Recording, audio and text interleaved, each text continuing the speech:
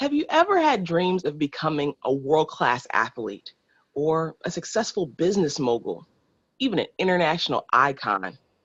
What if one catastrophic event or accident took it all away? Well, today's guest is going to show us how to overcome Olympic-size adversity. Welcome to Havilah and Friends. I'm your host, Havilah Malone, and every week I bring you inside my world of amazing, inspirational speakers, mindfulness teachers, business experts, celebrities, and so much more to have the conversations that matter to you. And today we're talking to Paralympic silver medalist, two-time TEDx speaker, and CEO of Inspired Communications International. He's been featured on Fox, NBC, ESPN, and has even kicked it with the likes of Oprah Winfrey, Prince Harry, the Obamas, and me. Welcome, my good friend, John Register. What's up, John? Hey, what's up, Havilah? What is happening? Happy and so honored to be on Havilah and Friends. Thank you so much for reaching out. Always great to see you and talk to you. Oh, my absolute pleasure. I'm excited to be able to share you with everybody because you are extraordinary and your story, OMG. You know, there was a quote by Michelle Obama, and she said, life isn't about, or the success of your life isn't about what others think about it. It's about how you feel about it. And from a very young age, you showed passion for sports. I mean, you were into swimming, football, like competitive basketball, and then eventually track and field. So I know that took a lot of work to be able to get yourself to that place. So what were your dreams? Like, what did you see for yourself, and what were you aspiring to? Well, that's a loaded question. Really, Havilah, with everything you said, yes, I did that. To take the basketball out, because that was like, I shot the ball over the goal. I'm not a basketball player, and still not a basketball player. But, I had a lot of things I was doing in life. My parents really allowed me to explore who I wanted to be, and they did it without, really interfering with my growth and whatever I wanted to pursue. So I really gravitated more towards the arts. And I sort of put sports in with the arts. And why? Because when you look at the Olympic Games and the Paralympic Games, the Olympic Games were redone by Pierre de Coubertin back in 1896. He refurbishes these games. And really, the games were there to only be a launching pad for getting people back into the arts and a respite from war, from all these things, to kind of bring a collective together, and sports became the backdrop for it. So I was singing in choirs, playing cello, playing piano, doing track, playing football, swimming, doing a little ice hockey. So I was into a lot of things, except for school. Who had time for school? But I was being schooled at that time to really have this kind of Renaissance feel of just growth. And I think that's where, your audience members may want to look, how can I just embrace culture and different viewpoints and ideas and just really expand. So my thought process, even though I didn't know where I was going to go, was really to kind of two tracks, right? The first track was music. Can I really pursue this music thing? I was doing a lot of choirs. I had produced a little band together when I got to college. But at the same time, I had this athletic track that was going off, and what's inside the athletics, I had been a state champ in the Illinois High School Association, and the 300 hurdles, scored all the points in a couple of other events for my whole high school, finished up, I think, like the top 8 for the entire state by myself, for my high school. And that earned me the partial scholarship to the University of Arkansas. So I had 2 of these tracks. I tried to do them as best as I could when I got to the university, and they just conflicted. I was doing a lot of work in music because it takes a lot of time to be excellent in that craft, but it also takes a lot of time because I wanted to pursue Olympic aspirations, and that was a challenge. So thanks for that question. That's going back a little bit in my time. Absolutely. Speaking of like our paths taking detours, you also ended up enlisting in the Army. Yeah. And even in the Army, while you were in active duty, your passion or even aspirations around the sports arena didn't seem to end because you ended up becoming a 9-time gold medalist, in the armed services competitions, and then a 2-time in the world military competition winner. But do you feel like that was a detour to your journey of where you wanted to go or where you saw the direction of your life going? No, I actually saw that as an enhancement. And so the detour really came because when I was a senior, staying at Pomfret Hall on the campus of University of Arkansas, I walked down the stairwell one day and saw this really hot looking filly that was behind the desk, freshman, new meat. I was like, what? Who's that? And I pursued that young lady for like 6 months. She was having none of it. I was a big man on campus. I'm the all-star track and field national Razorback champion. I was kind of popping my collar a little bit. She was having none of me, none of it. So I took her to church on our first little date, and I was singing a solo in the choir. So here comes that piece, right? So I said, if I can't get on the sports side, I'm gonna hook her with the singing. Right. and and that young lady, Alice Johnson, became Alice Registered. And so the reason I actually got into the Army was for 2 reasons. One, we were pregnant with our first son, John Jr. And so I said, well, shoot, I don't have a job. I got a kid coming. I need some work. So that was one. The second thing was the Army has a world-class athlete program. And that program allows a service member to continue to pursue their Olympic pursuits while serving on active duty. So those were the 2 main reasons I went into this in the service. And so even though we think life might be, oh my gosh, this is happening, I'm having a kid and all this stuff, other stuff's going on, we can still remain calm within inside of that and see, where's God taking me? How can I just relax on this journey and press forward and just kind of enjoy this ride? I'm not saying that I wasn't apprehensive, right? I'm not trying to soften it up and make it that cute. But what I am saying is that oftentimes the struggles that we think we're going through are really step places and step holders, and we're stepping up to the next level of our life. And we have to realize we're in one of those moments. And I was learning that as I went into the United States Army. I love that. But speaking of moments, there was a moment that really changed the trajectory of your life. And that happened on May 7th. There were lots of moments. Yes, we all have lots of different moments.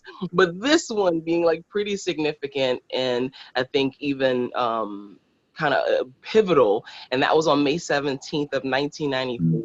So tell us what happened. So on May 17th, 1974, I was on top of the world. I was just finished a race in Dallas, Texas the week before, 400-meter hurdles, one time around the track, over 10 barriers, which I now call opportunities. And they're spaced about 35 meters apart. So every hurdler has a pattern. And I was on my pathway of actually making the 1996 Olympic team that competed in Atlanta. I was picked to be I was already in the top 8 in the United States. USA Track and Field News said I was a fast riser. Edwin Moses, one of the greatest 400-meter hurdlers, says I was on the trajectory, his trajectory coming down. So, I was really going pretty fast. And I'd gone to 2 previous Olympic trials, and I was really close on this one. And on that day, I was in Hays, Kansas, training for the race the next day, and I misstepped a hurdle. So I'm approaching the hurdle at about 8.7 meters per second, which is about just shy of 19 miles an hour. So as I went across the hurdle, I was having problems with my steps, and the wind was blowing, and I was going my right leg, left leg's coming up. And I sometimes in hurdles, as in life, we just want things to be the same. And it wasn't coming up the same for me. So I was trying to get the rhythm together with the hurdles. We also have to have rhythm in life, right? So we want to make sure our rhythm's in line. And it wasn't working. The wind was blowing, and I just was having left leg, right leg.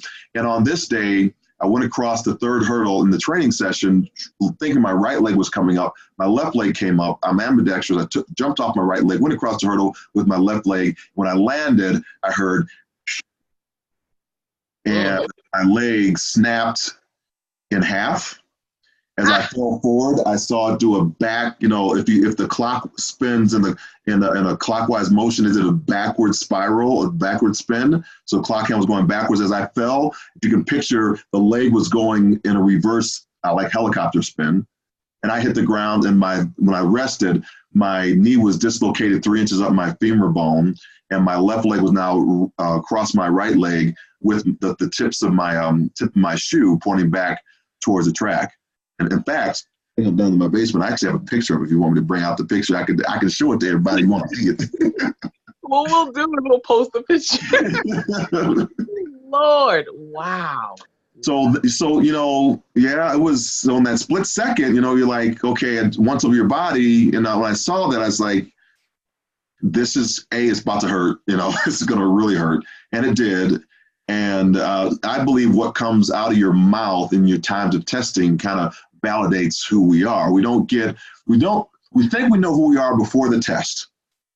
We find out exactly who we are inside of the test so we can fix ourselves and our opinions about ourselves, what we thought about ourselves before we went into the test after that test is over with.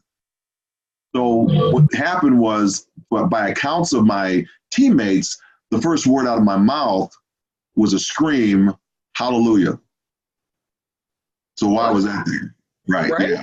Why was I've been cussing and doing all this stuff, but you know, I have really strong faith in Christ, and because of that, that was in me, right? And so that was the most natural thing to come out, that I'm giving this to God in this moment, right? And that's not to say I didn't have other thoughts and other things happening, and I don't remember it. Right. It was the accounts when I'm going back, you know, trying to write my little book here, that people said, yeah, the first word out of your mouth was hallelujah. So I go back in that time and period, and, you know, I'm leading Bible studies. I'm doing all this other things around the track and field athletes. And now here's a validation of who I believed I was in that one specific time and moment. That's not to say that other words didn't come out of my mouth on other things that I went through. I'm just saying in that moment, that's who I was at that point. Wow. So this accident leads to, leg is broken. The leg ends up getting gangrene, has to be removed. Yeah. You go from being an Olympic-bound athlete to now a wheelchair-bound individual. Like, what is going through your mind on the days and weeks, you know, after this? Because of course you had all of you're doing the work. You had all these goals, all these dreams. This total shift happens in your life. What's the mindset like?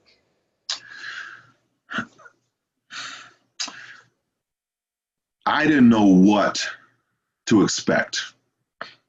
I only knew that that things would work out, but the pain was so intense and it was the worst pain I've ever experienced in my life, right? And in my darkest moment, I began thinking,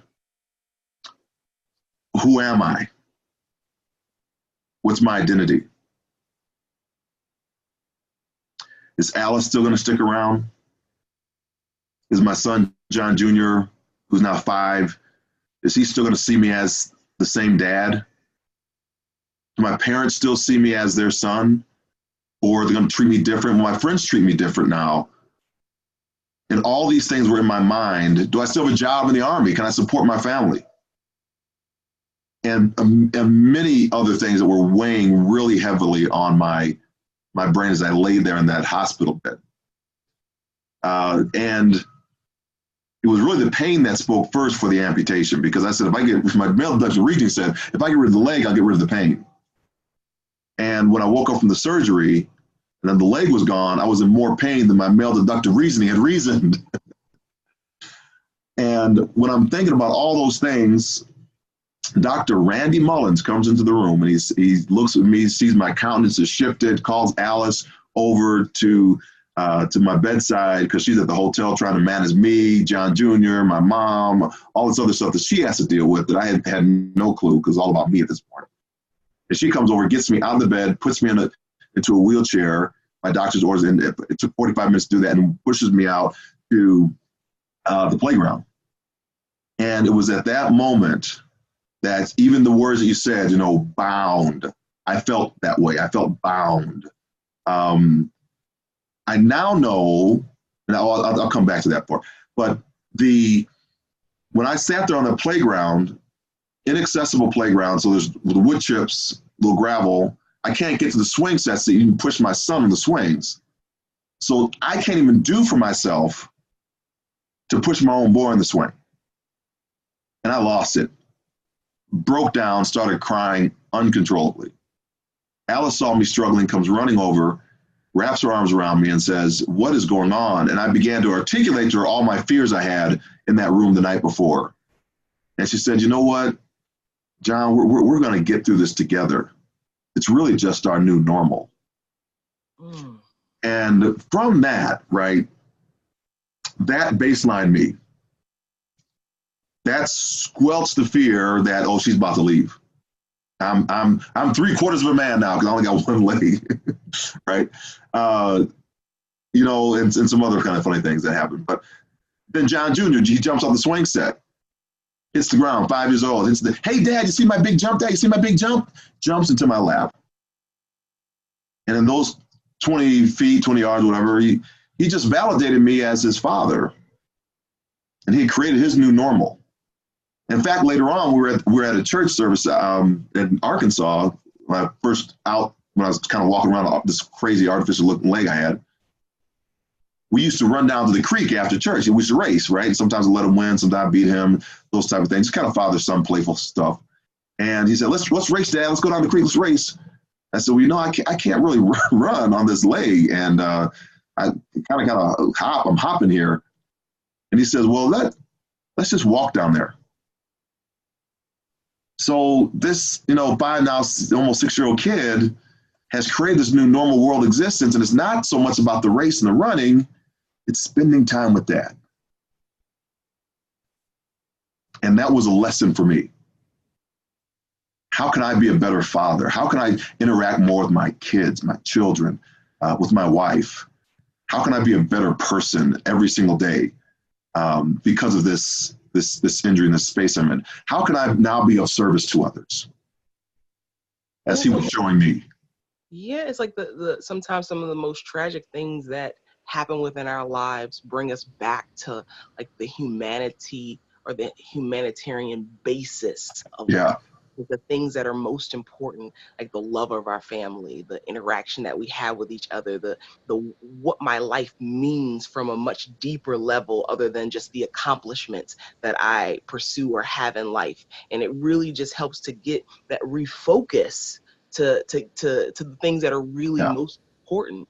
And yet, even with having this new normal, as you put it, you still did not let go of your dreams, because 2 years later, after having your leg amputated, you went on to compete in the 1996 Paralympics and to compete in the swimming competitions. So where did the idea and the courage come from for you to even pursue this, all you went through? Courage is a great word. It's one of my values right now. And it's really, it's not outward, it's really inward. Can you be courageous? How much more courageous can I be, right? So that's a great word. The new normal is not just, people kind of throw that word out there right now, but for me, what new means is new is no prior point of reference. That's what new is, no prior point of reference. And normal is the everyday typical occurrence of something. So when I'm saying the new normal, every single day, I'm going to create something that I've not done the day previous. I'm going to try and release that day and push into this new space so I can create always a new existence. It will always be like that, right? And so that's what I try to teach audiences how to do that. Get out of your own way, because most people are thinking about their past, and that's holding them back. It's holding on to it. Or they're thinking so far in the future that they're not present in the moment right now. to be with that John Jr. walking down to the creek and just being in that moment with him, right? So in that, to answer your question, I started swimming for physical therapy. It was just to get myself back. And could I be a little bit better tomorrow than I am today? So that was all it was. And that turned into being able to swim across the pool one time to now I was doing like a half a mile to eventually like to a mile. It just was incrementally getting better. And then I started, when I switched, I got out of the Army, I started working for the Army in the Army's Community and Family Support Center in the Alexandria, Virginia area. And I was working as a sports specialist for the Army's World Class Athlete Program. The program I was in as an athlete, I'm now an administrator. And the general officer, the GO we call him, said, "Hey, my daughter is swimming at this event. She has a coach. Why don't you go over there? Because I know you're swimming, trying to get back in shape and all this stuff. Just take a few hours off in the morning, go over there and be with that coach." So now I started to get coaching around this, and I was learning really proper techniques. And my running coach, Remy Korchimny, heard about the Paralympic Games and said, "Hey, you're swimming. They got this Paralympic Games thing." He was thinking about running me in the Paralympic Games. I'm not even thinking about running on an artificial leg. But the Paralympic Games interested me because I thought it was Special Olympics, but it really wasn't. It's Special Olympics are for people with cognitive disabilities and have a certain threshold. I think they have to on the IEP they have to be like 70% or below. But Paralympics are for people with physical disabilities, visual impairments. So it's all physical. It's the parallel games to the Olympics. What? They have something that's parallel to the Olympic Games? I mean, I can be on a parallel path to the Olympic Games? Are you kidding me? Well, talk about where there's a will, there's a way. Right.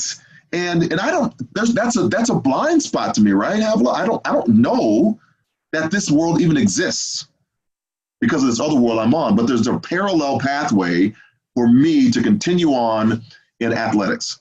Now, I am not trying to make the Paralympic swim team. Okay, that's not in my head.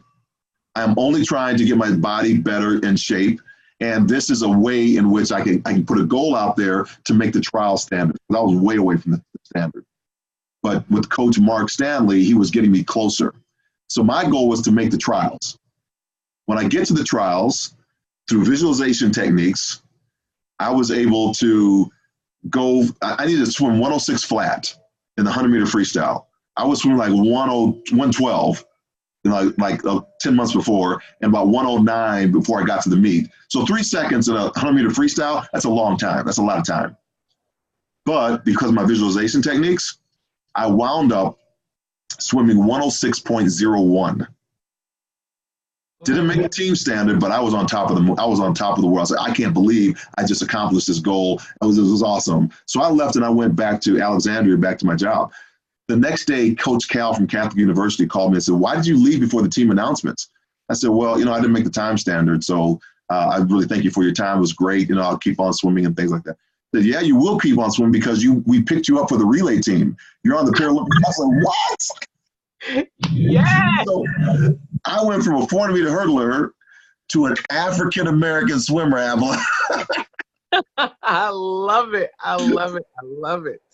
So what happened was we have these blind spots, like I said, right? So I didn't know in swimming that if I swim 100 meters and I flip turn at the other end, my time was fast enough on the flip turn, and they count that was lower than the standard for the Paralympic standard.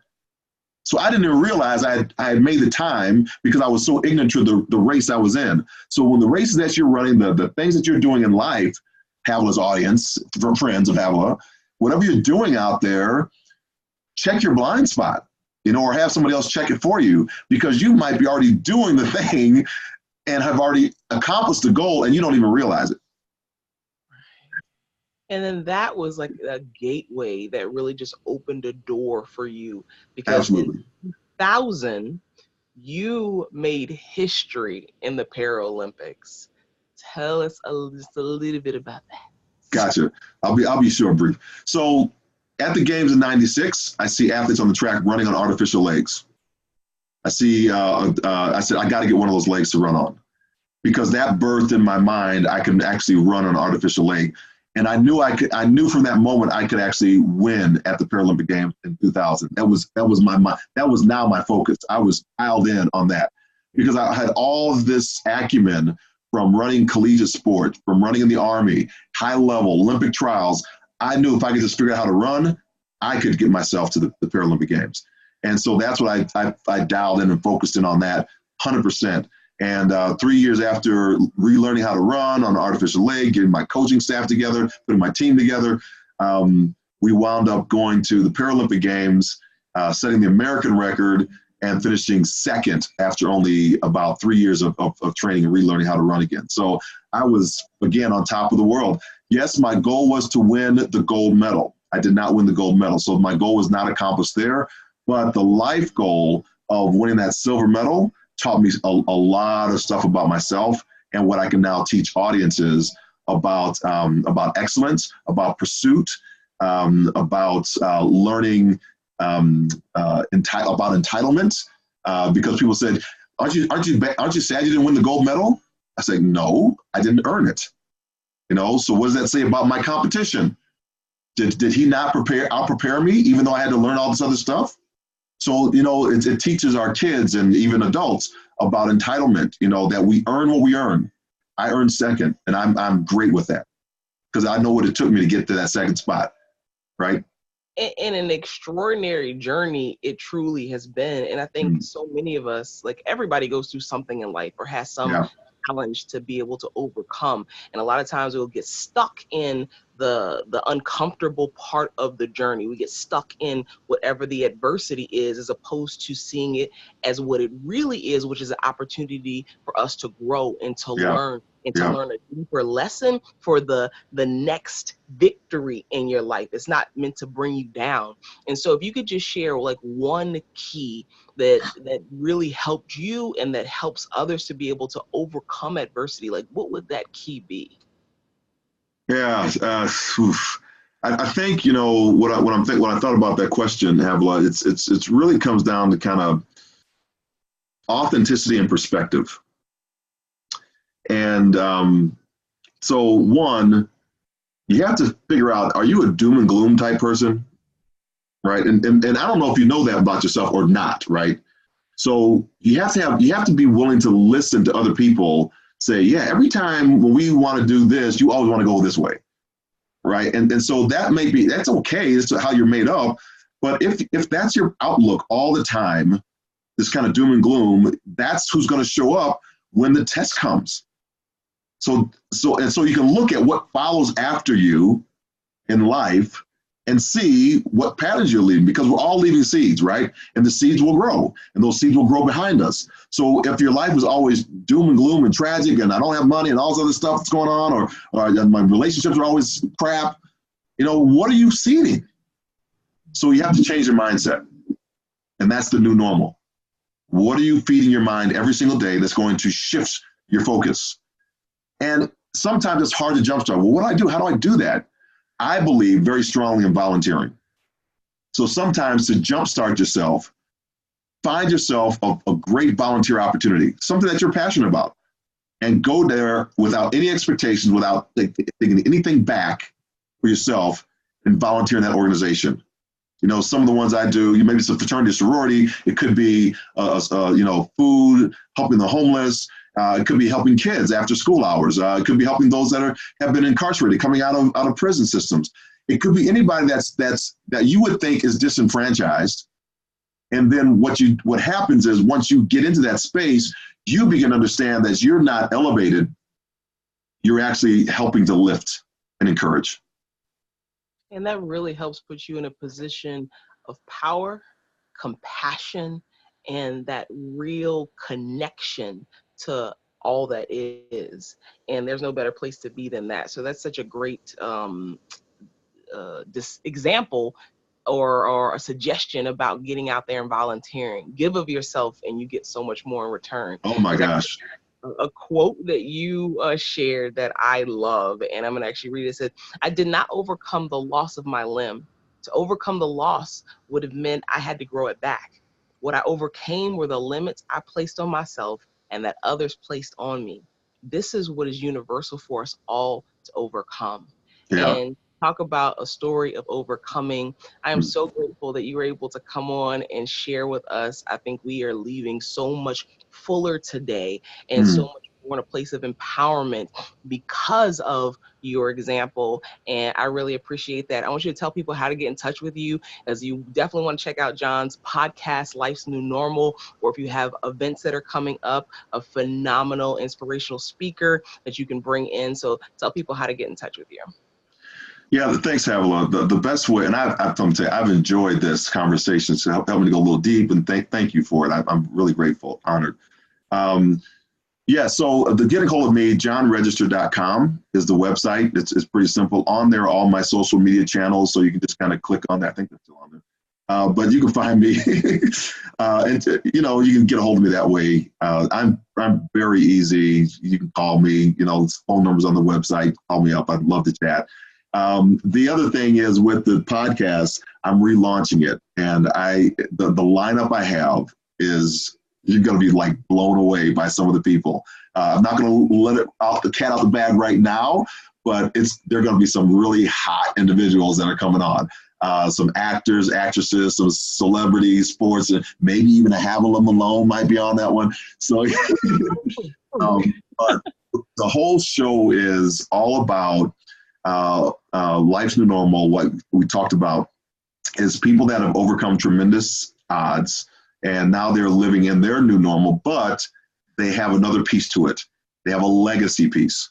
That legacy is giving back to somebody else, telling others how to learn from the lessons that were on in their life. And they come from all walks of life around the globe. So I'm excited about it. I got an engineer. I've started figuring out how to do it, so I'm good.